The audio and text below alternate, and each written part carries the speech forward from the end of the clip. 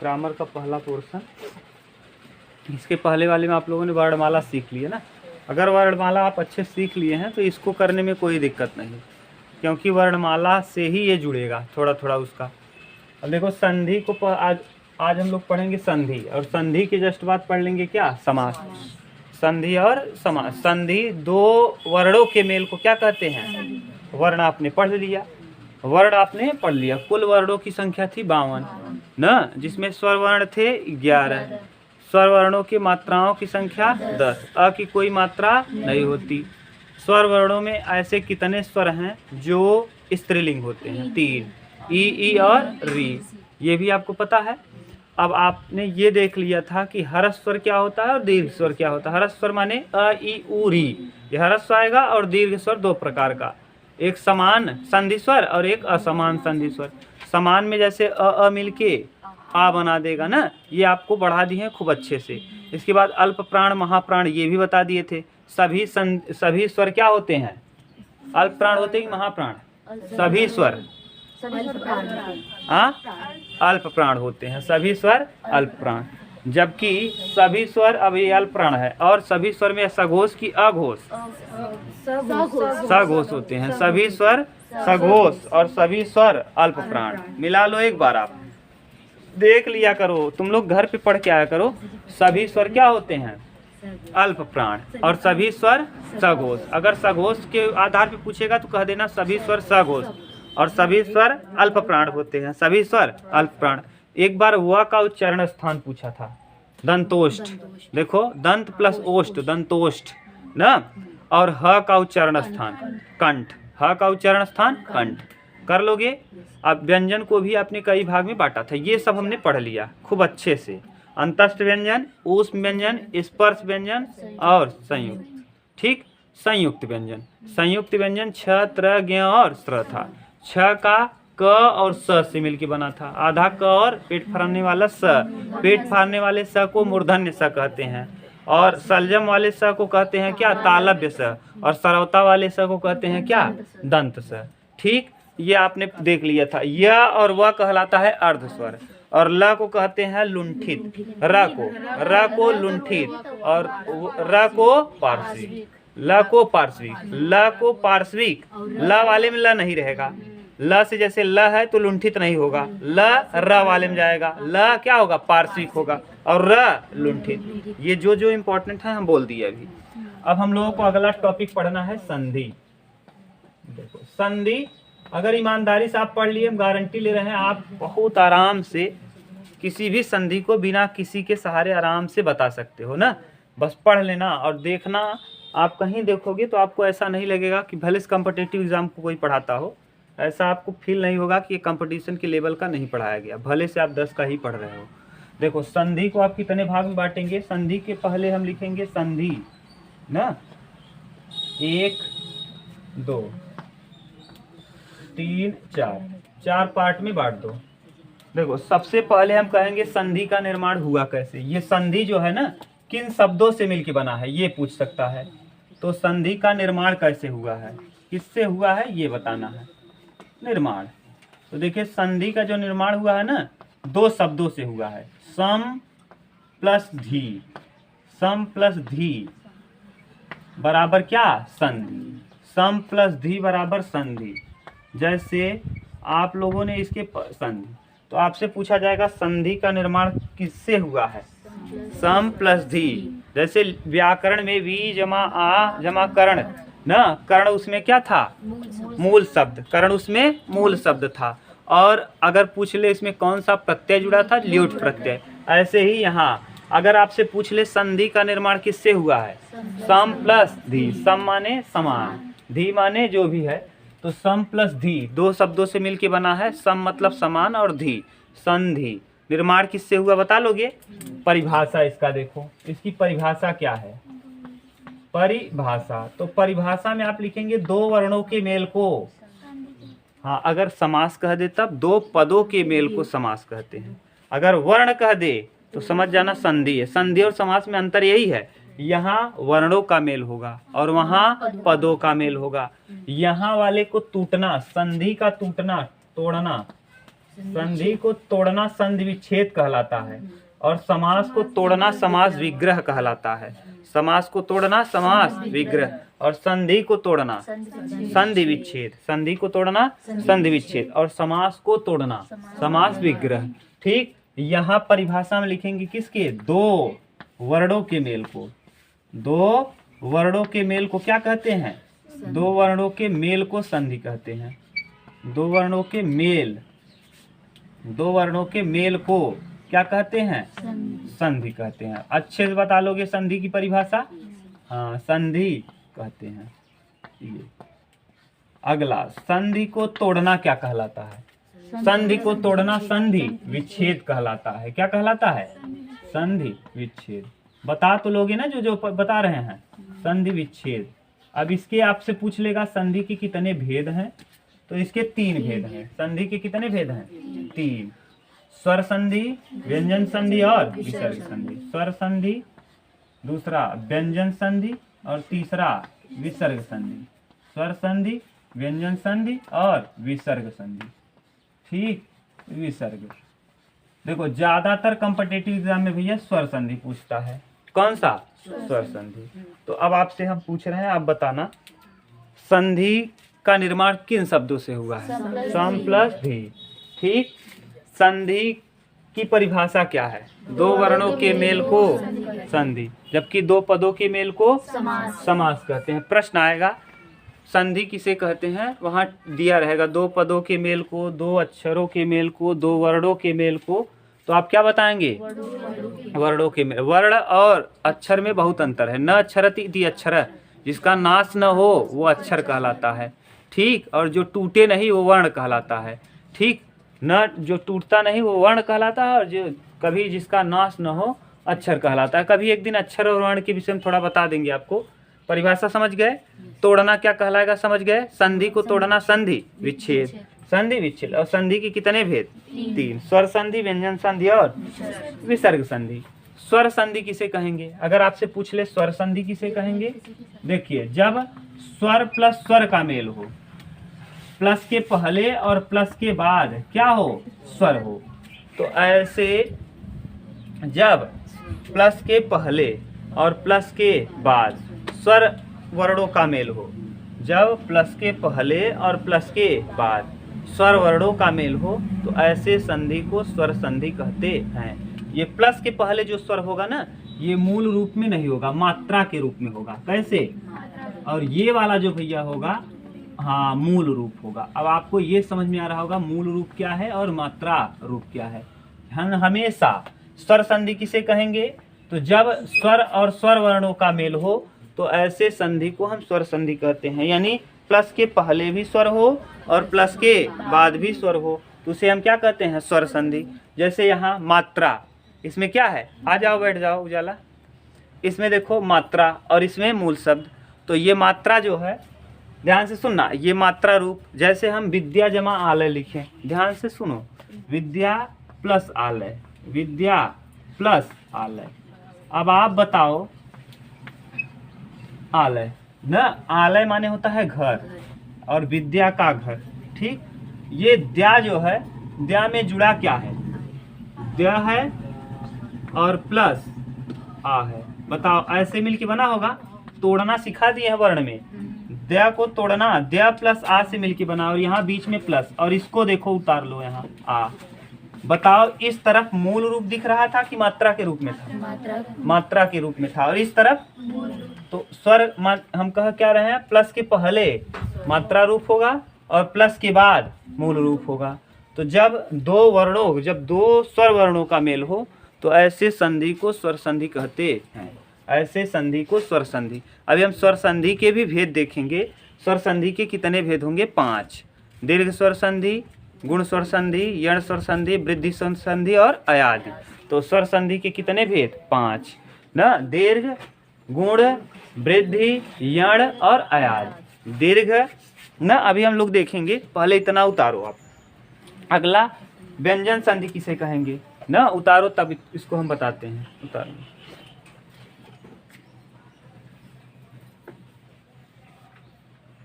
ना,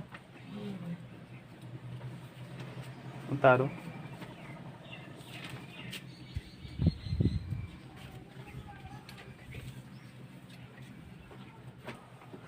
क्लियर है? स्वर संधि समझ गए ना? स्वर संधि में और भी उदाहरण है, जैसे कोई भी उदाहरण आप लिख लो, विद्या जमा आलय, विद्यालय न, महा जमा ईस, देखो महा जमा ईस, महा जमा ईस, महेश हो जाएगा ना, ये गुण संधि हो जाएगा। अभी ये एकदम पहचान लोगे, बिना एकदम किसी झंझट के आप पहचान सकते हो कौन संधि है, गुण, अभी तुरंत बता रहे हैं। तो महाजमा, ये देखो किस रूप में आया है, मात्रा, और ये जब प्लस के पहले मात्रा रूप और प्लस के बाद मूल रूप हो और दोनों वर्णों के मेल से विकार उत्पन्न हो जाए, तो ऐसे संधि को स्वर संधि कहा जाता है। स्वर संधि किसे कहते हैं? यदि प्लस के पहले मूल रूप और प्लस के बाद प्लस के पहले मात्रा रूप और प्लस के बाद मूल रूप हो और दोनों वर्ण आपस में मिलकर एक नए वर्ण का विकार उत्पन्न कर दें, तो ऐसे संधि को स्वर संधि। स्वर संधि में स्वर और स्वर का मेल होगा, स्वर और स्वर का। व्यंजन संधि में 3 कंडीशन, स्वर प्लस व्यंजन, स्वर प्लस व्यंजन, स्वर और व्यंजन का मेल हो सकता है ना, हो सकता है व्यंजन प्लस स्वर हो सकता है क्या हो, व्यंजन प्लस स्वर हो सकता है व्यंजन व्यंजन हो, क्या हो, व्यंजन और व्यंजन, ये तीनों का तीनों कंडीशन हो सकता है। तो आप व्यंजन संधि किसे कहेंगे? जब स्वर वर्णों का मेल व्यंजन से हो, या जब व्यंजन वर्णों का मेल स्वर से हो, या व्यंजन वर्णों का मेल व्यंजन वर्णों से हो, तो ऐसे संधि को हम क्या कहते हैं? व्यंजन संधि कहते हैं। ध्यान से सुनो। जैसे अब इस वाले का एग्जाम्पल देख लो, स्वर वाले का। जैसे व्यंजन संधि में हम पहले लिख रहे हैं स्वर, पहले क्या लिख रहे हैं? स्वर। जैसे आ, अब प्लस के पहले तभी स्वर माना जाएगा जब ये ई रूप में आए। व्यंजन में हमेशा स्वर इसी रूप में लिखा जाएगा, प्लस के पहले क्या? मूल रूप रहेगा। व्यंजन संधि में प्लस के पहले मूल रूप। आ प्लस छादन, आ प्लस छादन मिल करके हो जाएगा आच्छादन, आच्छादन। देखो आच्छादन। अब ये मत समझ लेना कि ये क्या है, व्यंजन है, ये स्वर मत समझना, ये मत लगा लेना और स्वर प्लस के पहले स्वर है और प्लस के बाद भी मात्रा रूप में स्वर है। किस रूप में है? मात्रा। तो ऐसे मत सोचना।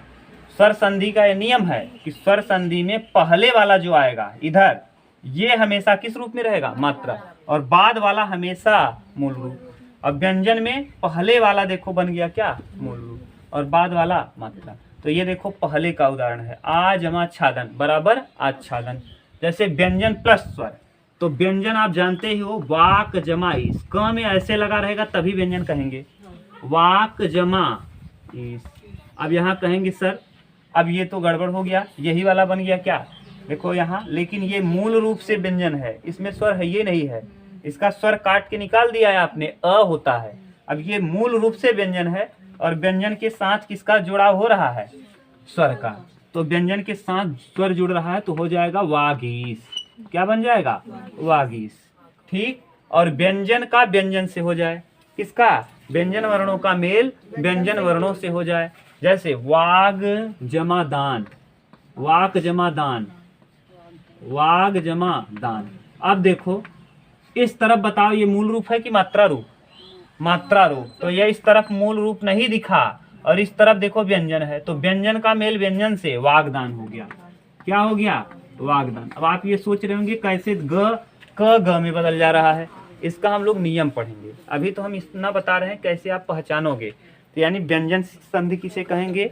जब स्वर वर्णों का मेल व्यंजन से हो, या व्यंजन वर्णों का मेल स्वर वर्णों से हो, या व्यंजन वर्णों का मेल व्यंजन वर्णों से हो, तो ऐसे संधि को हम व्यंजन संधि कहते हैं। व्यंजन संधि कहते हैं।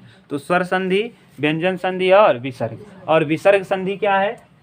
जब देखो यहाँ हम लिख दे रहे हैं, ऊपर यहाँ नहीं दिख रहा है, यहाँ हो जाएगा विसर्ग के साथ स्वर जुड़ जाए, विसर्ग के साथ क्या आ जाए? स्वर, या विसर्ग के साथ, ये संस्कृत का है, या विसर्ग के साथ क्या मिल जाए? व्यंजन। तो ऐसे जब प्लस के पहले विसर्ग रूप हो और प्लस के बाद स्वर या व्यंजन हो, तो ऐसे वर्णों के मेल से उत्पन्न होने वाले विकार को हम क्या कहते हैं? विसर्ग संधि कहते हैं। जैसे मनः जमा अनुकूल, मनः जमा अनुकूल। देखो यहाँ लगा रहेगा विसर्ग और अनुकूल, ये पढ़ाएंगे कैसे हो जा रहा है? अनुकूल। तो ये हो जाता है मनोनुकूल। क्या हो जाता है? मनोनुकूल, नुकूल।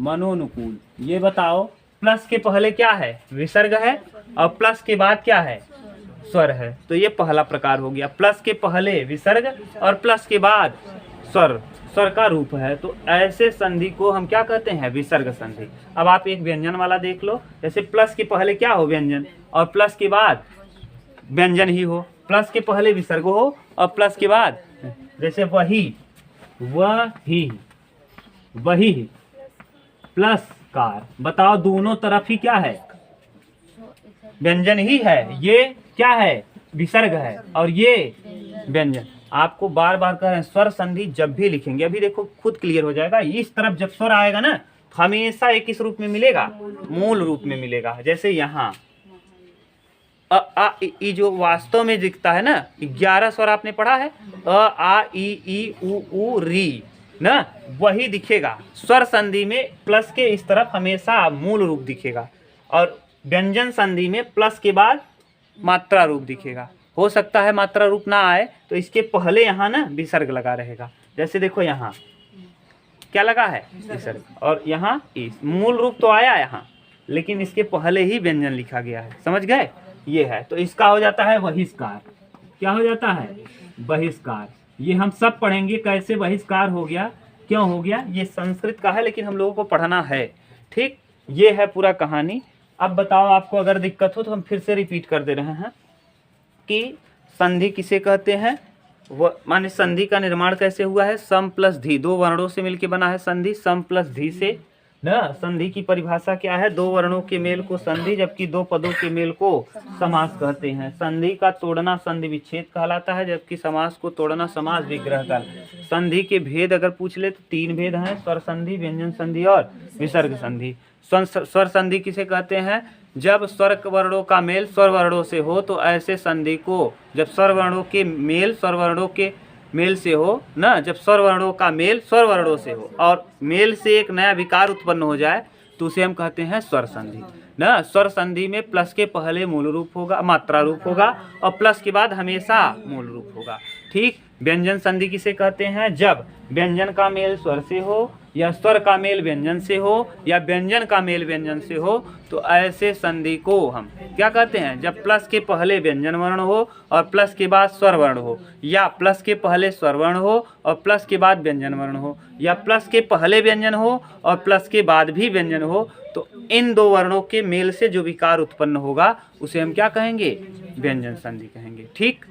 अब देखो, जैसे व्यंजन वाला स्वर प्लस व्यंजन, पहले स्वर हो और बाद में क्या हो, जैसे देखो पहले स्वर आया और बाद में व्यंजन आया, प्लस के बाद व्यंजन रूप ऐसे ही लिखा जाएगा, आ प्लस छादन आच्छादन। ये च कैसे बन गया है हम लोग देखेंगे।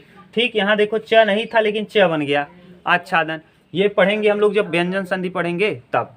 वाक जमा ईस, देखो प्लस के पहले व्यंजन और प्लस के बाद स्वर, प्लस के पहले व्यंजन और प्लस के बाद स्वर, मूल रूप दिखा ना। अब आप कहेंगे कि सर जी इसमें और इसमें अंतर क्या है, अंतर है, ये मात्रा रूप में है, ये पूर्ण रूप से स्वर है, व्यंजन नहीं है, इसमें स्वर छिपा है, और यहाँ स्वर छिपा नहीं, स्वर तोड़ के हटा दिया गया है। और अगला व्यंजन और व्यंजन वर्ण, जब व्यंजन वर्णों का मेल व्यंजन वर्णों से हो जाए, जैसे वाक, क में देखो हलंत लगा है, और यहाँ दान और द मूल रूप में नहीं आया है, मात्रा रूप में आया है ना, तो ये हो जाएगा मेल से वागदान। ठीक, ये है। और अब इसके बाद विसर्ग संधि क्या है, जब विसर्ग के साथ स्वर का मेल हो या विसर्ग के साथ व्यंजन का मेल हो, तो उसे हम क्या कहते हैं, विसर्ग संधि। पहला हेडिंग डालिए स्वर संधि ना, स्वर संधि और उसके प्रकार लिखो। देखो अब हम लोग एक एक करके संधि पढ़ेंगे। पहला संधि पढ़ लेंगे क्या, स्वर, स्वर संधि, स्वर संधि। स्वर संधि किसे कहेंगे, सीधा लिखना, स्वर वर्णों के, यानी परिभाषा इसकी क्या होगी, यहाँ लिख सकते हो परिभाषा, स्वर वर्णों की, स्वर की परिभाषा क्या होगी, तो इसकी परिभाषा होगी सीधा सीधा स्वर वर्णों के मेल से, स्वर वर्णों के मेल से, मेल से उत्पन्न विकार को क्या कहते हैं, विकार को स्वर संधि कहते हैं, विकार को स्वर संधि कहते हैं, संधि कहते हैं। ठीक, स्वर संधि कहते हैं। यहाँ अगला टॉपिक है कि स्वर संधि का रूप कैसे चलेगा ना। रूप आप लिख लेना, 2 प्रकार के रूप हमको पढ़ना है। रूप 2 प्रकार का होगा। एक मूल रूप होगा, वर्णों का मूल कैसा होगा, मूल रूप एक मात्रा। वर्णों के जो रूप होंगे ना, वर्णों के रूप, वर्णों के रूप, तो वर्णों के कितने रूप होंगे, 2, एक मूल रूप और एक मात्रा। मूल रूप कहने का सेंस है अ, आ, ई, यानी जितने भी स्वर हैं, ई, उ, ए, ऐ, ओ, औ, और कौन, औ, और री, और क्या, री। ठीक, ये। और मात्रा रूप अ की कोई मात्रा नहीं, आ की एक मात्रा, ई की छोटी बड़ी, ऐसे ना, ऊ का छोटा ऊ बड़ा ऊ, ऐ और ऐ, ओ और कौन, आओ। ठीक, और री का ऐसे, ये मात्रा रूप होगा। ठीक, मूल रूप मात्रा रूप समझ गए। इसके बाद इसका अगला तीसरा इसका क्या लिखा है, भेद। अब इसके भेद कितने हैं स्वर संधि के, तो स्वर संधि के भेद हैं 5। भेद कितने हैं, 5।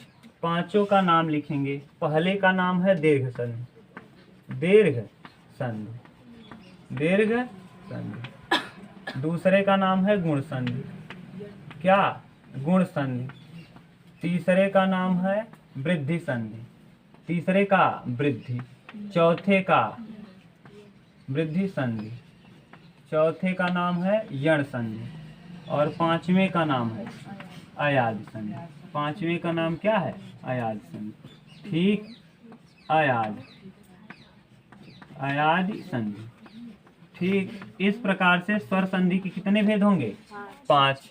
दीर्घ संधि को अकह सवर्णे दीर्घ कहा जाता है। अकह सवर्णे दीर्घ, आदि गुण, आदि।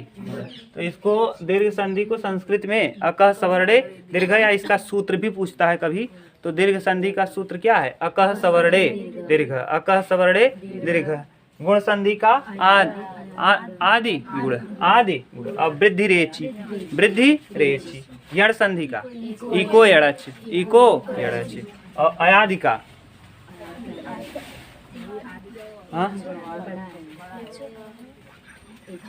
अकह, हाँ, एचो ऐ आओ ना, एचो ऐ आओ।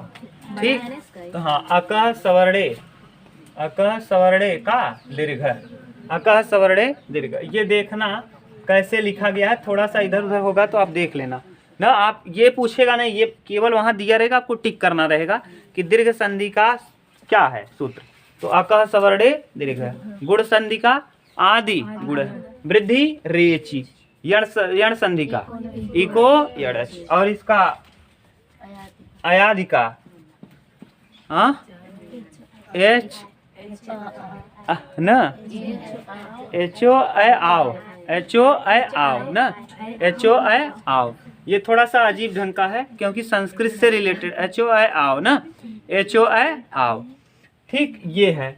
अब हम देखो कोई भी चीज को ना, किसी भी स्वर संधि को आप पांचों के पांचों स्वर संधि को 1 सेकंड में आप बता सकते हो उत्तर, बिना किसी परेशानी के। लेकिन आपको 4 चीजें लिखना पड़ेगा, ये परिवार करके। अ और आ को आप पहले फैमिली में रख देना। अ और आ किस फैमिली में, पहले। दूसरे फैमिली में आ जाएगा ई, उ, ओ। ठीक, अ, आ, ई लिख लिए, और री, उ और क्या, री। ये सेकेंड फैमिली है। पहला फैमिली अ, आ, दूसरा ये, तीसरा लिखो ओ, औ, तीसरा ओ, औ। यानी तीसरे फैमिली में कौन आ जाएगा, ओ और औ, ओ और औ। और उसके बाद अगला आ जाएगा अंग, अंग। ये 4 एक और रहेगा, ए आई इसी में आएगा ना, ए आई, ए आई छूट गया, ए आई, ए आई ओ औ। ठीक, ए आई ओ औ। ये 4 अगर परिवार आपको याद है तो संधि आप कोई भी संधि दे दें आप आराम से बता सकते हो। अगर आपको कभी भी, ध्यान से सुनना, कभी भी पहला परिवार और पहला, इसको हम मिटा दे रहे हैं, पहले परिवार के साथ पहला परिवार जुड़े और निर्माण भी पहले ही परिवार का करे, पहला परिवार मिले और निर्माण भी कर दे पहले ही परिवार का, तो समझ जाना वो कौन सी संधि है। अगर इसी परिवार, लेकिन ये आपको याद करना पड़ेगा, अगर कभी दूसरा परिवार मिले और दूसरा परिवार मिले और मिल करके दूसरे परिवार का ही निर्माण करे तो ऐसे संधि को हम क्या कहेंगे, दीर्घ संधि। लेकिन अगर कभी पहले परिवार के साथ दूसरा परिवार मिला और तीसरे परिवार का निर्माण कर दिया तो समझ जाना कौन सी संधि, गुण। अभी आपको समझ में नहीं आ रहा होगा, अब समझ में आएगा जब हम लिखेंगे तब।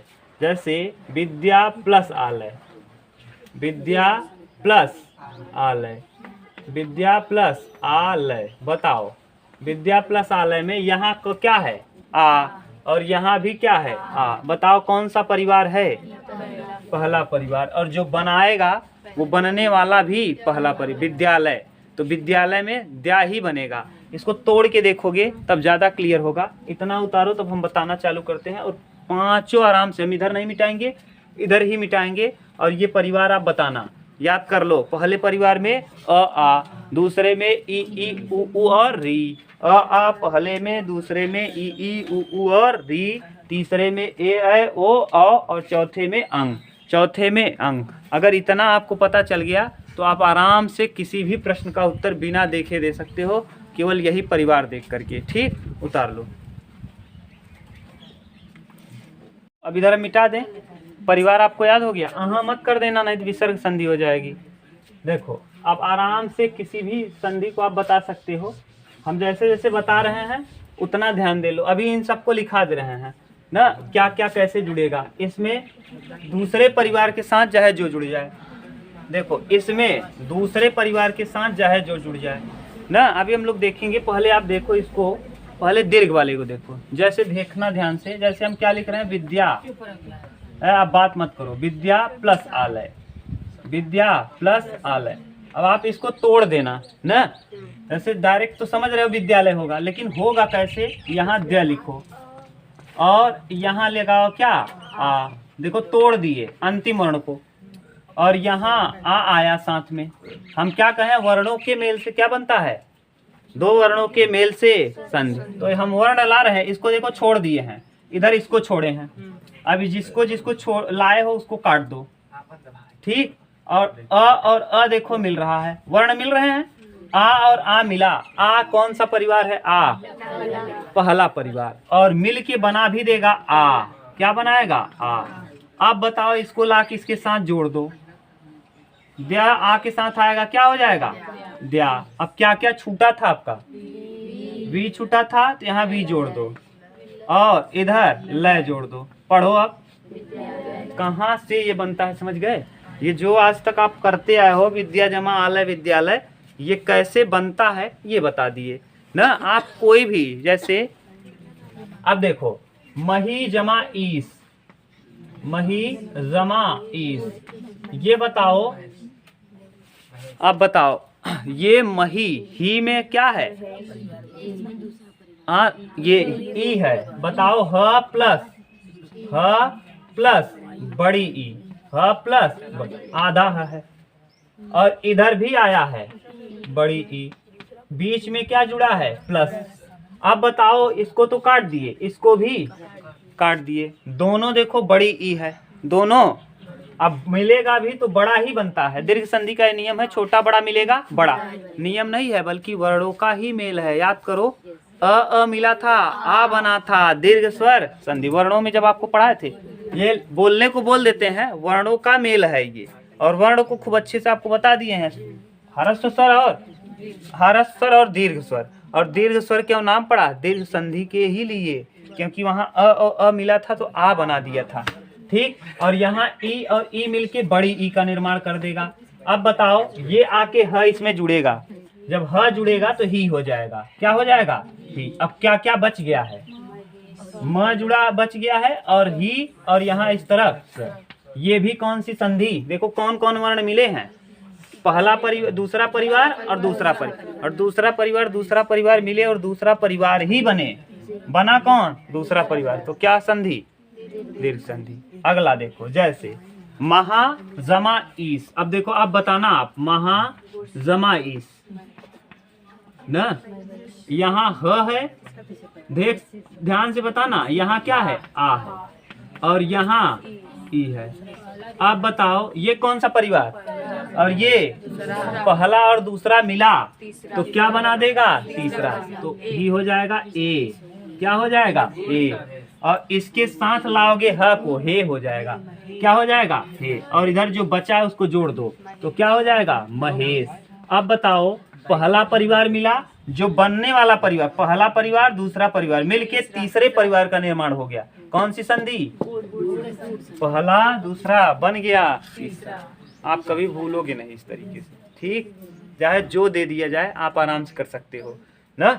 और भी हम बता रहे हैं, पहले आप इतना उतारो, और जैसे लिखो पुष्पा, पुष्प जमा आ, पुष्प जमा आ, पुष्प जमा आ, पुष्प प्लस आ, पुष्प प्लस आ, तो ये स प जो है ये प ऐसे रहेगा, प्लस क्या आएगा, अ, प के साथ अ, और ये आ तो आएगा ही। अब बताओ मिला, अ और आ मिलेगा तब भी क्या बनाएगा, आ बनाएगा, आ, और आ जब पा में जुड़ेगा पा हो जाएगा, क्या हो जाएगा, पा। अब इधर वाला ये काटे हो, इतना बचा है, ला के जोड़ दो, क्या हो जाएगा, पुष्पा। अब ये बताओ कौन सी संधि, दीर्घ, क्यों, क्योंकि वही परिवार, पहला परिवार और बनने वाला भी पहला परिवार, तो यही कहलाता है कौन सी संधि, दीर्घ संधि। क्लियर। अभी हम लोग दीर्घ संधि और कर ले रहे हैं, तब आपको एकदम क्लियर हो जाएगा, क्रिस्टल क्लियर, कोई दिक्कत नहीं आएगी। उतारो तब, ठीक, उतारो।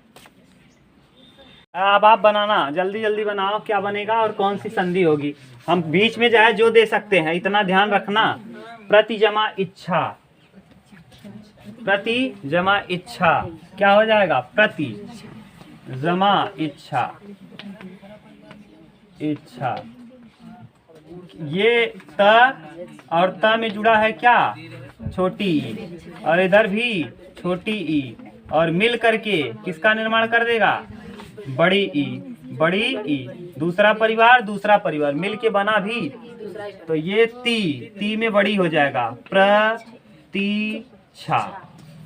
ना, प्रतीक्षा। वधु जमा उत्सव, वधु प्लस उत्सव, वधु प्लस उत्सव।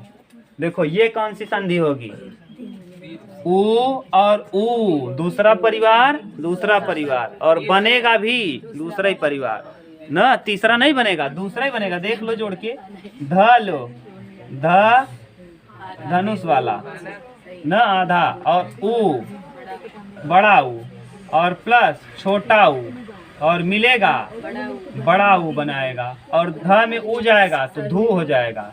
और यहाँ बचा कौन है, वधूत्सव, वधूत्सव। बताओ कौन बना ये, दूसरा परिवार और बना भी, तो क्या हो जाएगा, दीर्घ संधि। कौन सी संधि, दीर्घ संधि। और लिखो, गिरी जमा इंद्र, गिरी जमा इंद्र, गिरी जमा इंद्र, गिरी जमा इंद्र, इंद्र ऐसे रहेगा ना, इंद्र सही है, गिरी जमा इंद्र। बनाओ, र और प्लस छोटी मिलके बड़ी ई, और ये र आएगा, री, क्या हो जाएगा, री, और यहाँ गी रिंद्र। बताओ कौन सा परिवार बना, दूसरे परिवार मिलके भी, तो क्या बन गया, दीर्घ संधि। अब बता लोगे खूब अच्छे से। रजनी जमा ईस, रजनी जमा ईस, नी और नी, ई और वहां भी ई, यहाँ भी ई, बनने वाला भी ई, हो जाएगा कौन सी संधि, बोलो, कोई दिक्कत। लिखो, पितृ जमा ऋण, पितृ जमा ऋण पितृणी, पितृ जमा ऋण बराबर पितृणी, पितृ जमा ऋण। देखो ये भी कौन सा परिवार, देखो क्या बन रहा है, पितृ, पितृ प्लस ऋण। देखो त्र में त और री है, त और री, और ये भी री है, तो मिल करके बड़ी री बनेगा ऐसे ये ना, और त हो जाएगा, त्री हो जाएगा ना, तो ये बन जाएगा पितृण। बनाओ, ये बना क्या, री री मिलके बड़ी री का निर्माण कर दिया।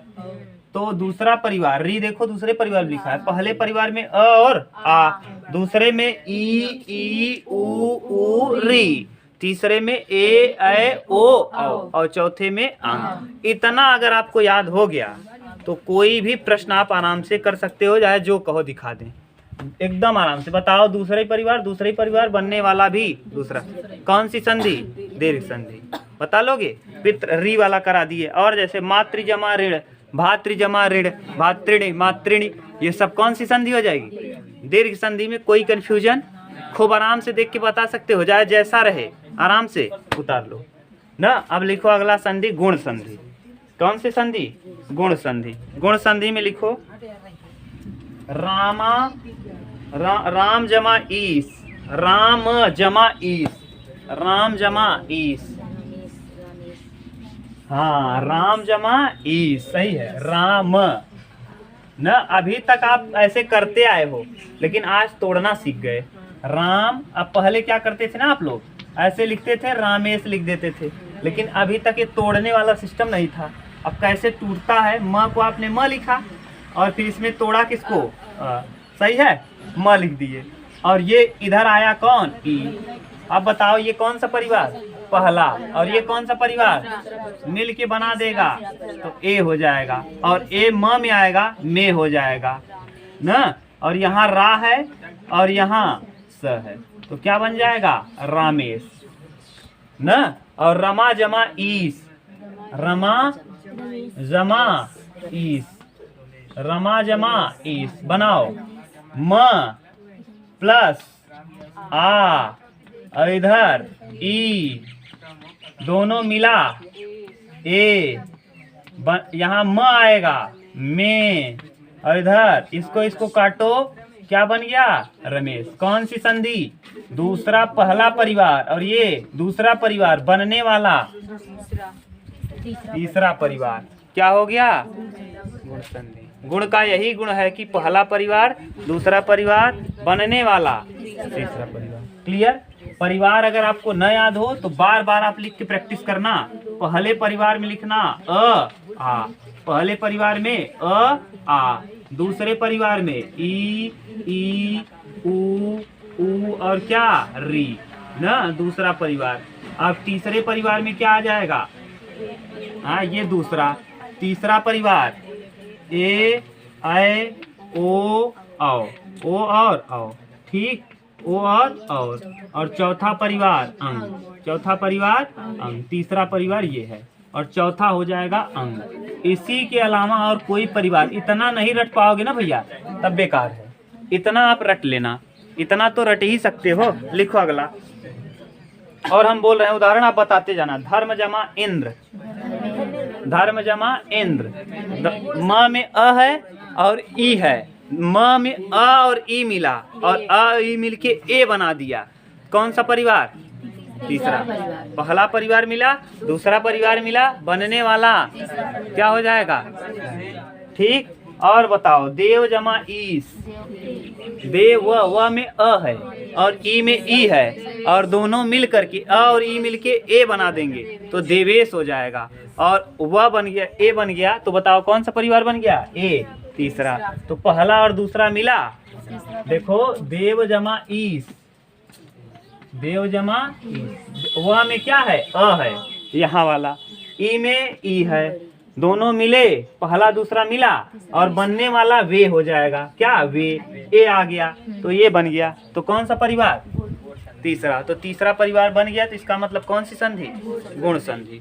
ठीक, अब हमको लग रहा है कि दीर्घ संधि और गुण संधि में आपको कंफ्यूजन बिल्कुल नहीं होगी। उतार लो इतना, बनाओ। अब ए वाला हो गया, अब ओ वाला देखो, अभी ए वाला देखो। भारत जमा इंदु लिखो, भारत जमा इंदु, इधर हम मिटा दे रहे हैं। परिवार आपको पता है ना बढ़िया से, फिर बता दो एक बार। अ और आ कौन सा परिवार?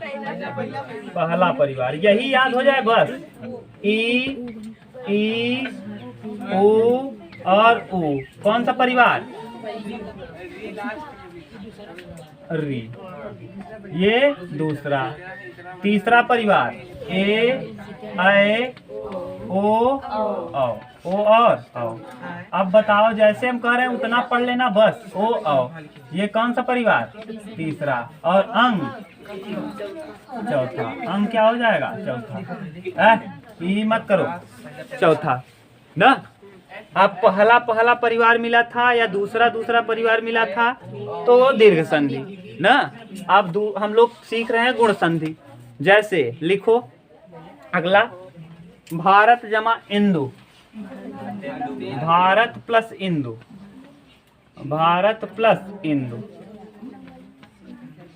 देखो त में जुड़ा क्या है? त और प्लस त प्लस और इधर है कौन? ई। बताओ, दोनों मिला अ और ई मिलके ए बनाएगा। अगर ये न समझ में आया तो वर्ण पढ़ा दिए, वर्ण याद करो। अ और ई मिलाए थे, वहाँ ए बना था। ठीक, अ और ई मिलके याद करो, दीर्घ स्वर से ना। तो हाँ, विजातीय स्वरों में अ और ई मिलके, हाँ मिश्रित स्वर, इसी को कहते हैं। अ ई मिलके ए, अ ई मिलके ए। ठीक, ए बन गया। ता में ए लगा ते, ता में ए लगा ते, और इधर त कटा ई कटा, यहाँ आया भारत, भारते और इंदु, भारतेंदु बन गया। अभी हम ए जो बन रहा था उसको देख रहे हैं। अभी तीसरे परिवार में क्या देख रहे हैं? ए। लिखो अगला, लिखो नर जमा उत्तम, नर जमा उत्तम। हाँ, नर जमा उत्तम, लेकिन पहचानो तो कैसे, कौन सा है? नर जमा उत्तम। अ र में अ, अब इधर उ। अब बताओ, उ आया, अब अ और उ मिलके ए बना दिया। ओ बनाएगा, ओ बनेगा, ओ। तो ये र में ओ जोड़ोगे रो हो जाएगा। अब इधर न रो तम, नरोत्तम। बताओ क्या बना? ओ बना क्या? और ओ किस परिवार का है? पहचानो तो जरा। तीसरे परिवार का है। ओ किस परिवार का? ओ तीसरे परिवार का है। अ और उ किस परिवार के हैं? पहला और दूसरा मिल करके किसका निर्माण कर दिया? कौन सी संधि? गुण संधि। लिखो और सूर्य जमा उदय। हाँ, सूर्य जमा उदय, पहले पहचानो कौन सी संधि है? हाँ, सूर्य जमा उदय, गुण संधि। अब पहचान लिए? हाँ, लिखो और गुण संधि। लिखो महाजमा ऋषि, महाजमा ऋषि, तो री वाला आ गया, री। महा में आ आया और री आया, कौन? पहला परिवार, दूसरा, और बन गया तीसरा परिवार। क्या हो जाएगा? गुण संधि, महर्षि। ठीक, लिख के देखना। लिखो अगला, लिखो सब राजा जमा ऋषि, राजा जमा ऋषि, राजर्षि, राजा जमा ऋषि बराबर राजर्षि। ठीक, अब ये गुण में कोई दिक्कत हो तो बताओ। राजा जमा ऋषि, सप्त जमा ऋषि, सप्त ऋषि, राजा जमा ऋषि, देव जमा ऋषि, देवर्षि, महा जमा उदय, महोदय, महा प्लस उदय, महा प्लस उदय। अब देखो, महा में है ह और प्लस आ, ह प्लस आ, और इधर उ। आ और उ मिलके बताओ, ओ बना दिया। आ और उ मिलके ओ बना दिया, हो जाएगा हो। और यहाँ ये कटा, ये कटा, यहाँ आया महो, बन गया क्या? महोदय। अब बताओ, ये कौन सा परिवार? ये कौन सा परिवार? ये बनने वाला कौन सी संधि? गुण संधि। क्लियर? हाँ, एकदम आराम से कर लोगे। अब बच गया 3 संधि। अगले वीडियो में 3 संधि और कर लेंगे। ठीक।